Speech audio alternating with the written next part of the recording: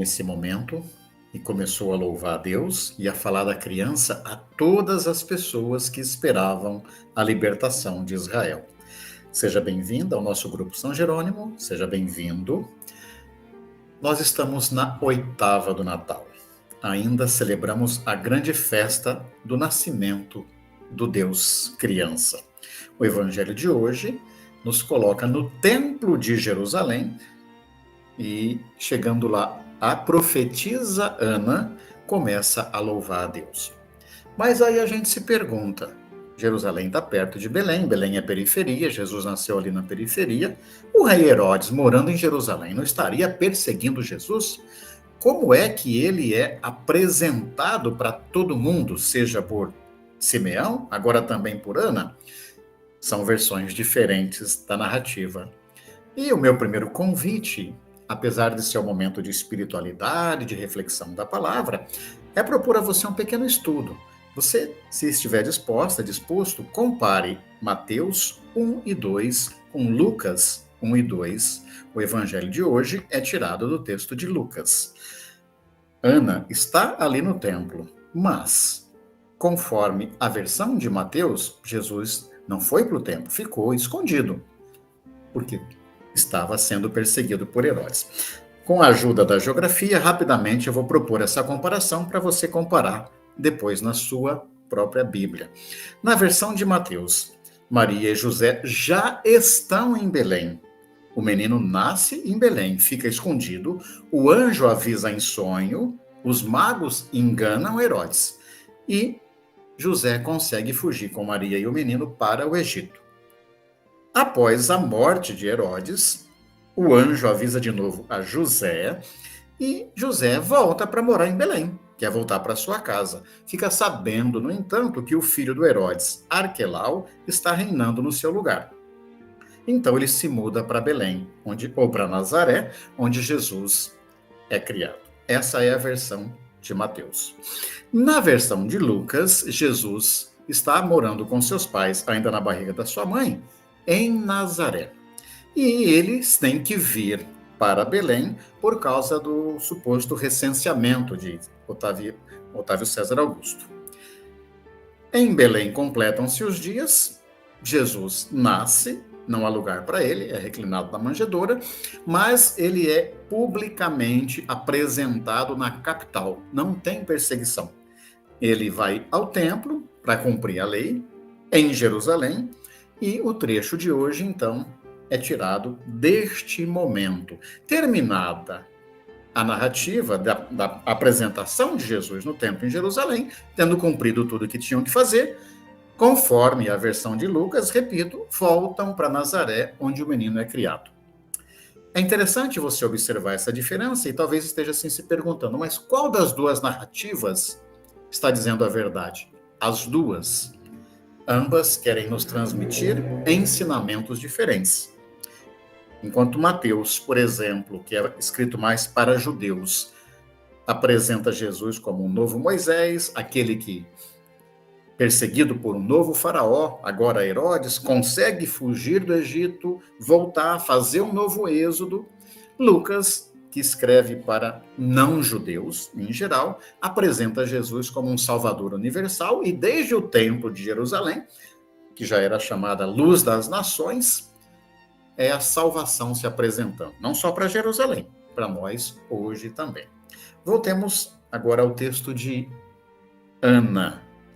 Lembrando que, conforme Lucas, quem visita Jesus primeiro são os pastores, conforme Mateus são os sábios do Oriente, por isso também Mateus vai insistir na universalidade da salvação, de forma diferente de Lucas, mas Ana é uma profetisa que está ali no templo.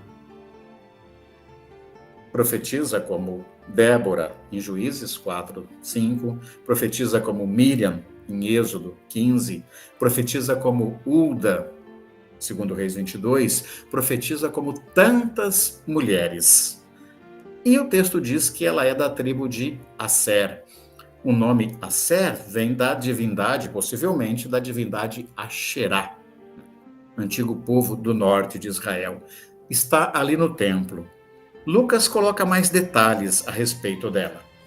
De idade avançada, já havia sido casada na juventude por 7 anos. 7 quer dizer perfeição, totalidade, assim como deve ser também essa nossa aliança com o divino, esse nosso casamento com Deus.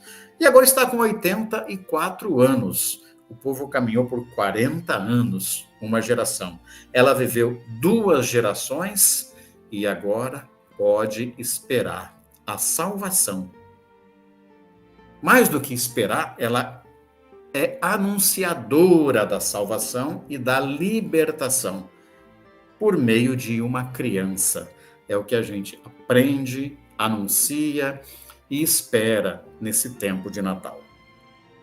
O Evangelho de Lucas já tinha apresentado Isabel como uma pessoa idosa que saudou a criança já no ventre, apresentou Simeão, outra pessoa idosa, e agora a grande profetisa Ana, anunciadora da libertação que chega para nós. Que a gente aprenda da sabedoria das pessoas idosas, da profecia das pessoas idosas, assim como também elas vão se dispondo a aprender com a juventude e com as crianças. Um último ponto para a gente conversar sobre o Evangelho de hoje é o seu final. Depois de cumprirem tudo conforme a lei do Senhor, voltam para Nazaré, a pequena aldeia que fica na província da Galiléia, Galiléia dos gentios. Lucas chama de cidade. Lucas escreve desde fora, mas a gente sabe Nazaré é uma pequena aldeia. E lá o menino crescia, tornava-se forte, cheio de sabedoria, e a graça de Deus estava com ele. Essa frase, em outras palavras, volta também depois que Jesus, aos 12 anos, retorna do templo, naquele encontro com os doutores da lei que a gente conhece, e o texto diz assim: o menino crescia em tamanho, sabedoria e graça. O que isso também pode nos ensinar? A gente está muito acostumada a imaginar uma divindade pronta em Jesus. E, de fato, a nossa fé diz que ele é o Filho de Deus. Mas a gente aprende que, pela encarnação, Deus se esvazia. E, ao se tornar gente, precisa aprender. Por isso, Jesus não nasceu grande, crescia em tamanho. Jesus não sabia tudo, senão não teria espaço para crescer em sabedoria. E o Espírito Santo vai plenificando cada vez mais a sua pessoa na graça. Se o próprio Deus menino se esvazia para crescer e aprender, também nós precisamos fazer isso. E é até mais interessante, Muitas vezes imaginar um Deus todo-poderoso pode até nos distanciar. Sentir e imaginar um Deus que cresce com a gente também pode permitir que a gente sinta Deus em nós, e com isso a gente vai também tendo força para crescer junto, para aprender junto na esperança, na sabedoria e na graça. Aprendamos com Ana, a profetisa idosa, aprendemos com o menino que cresce em tamanho, sabedoria e graça.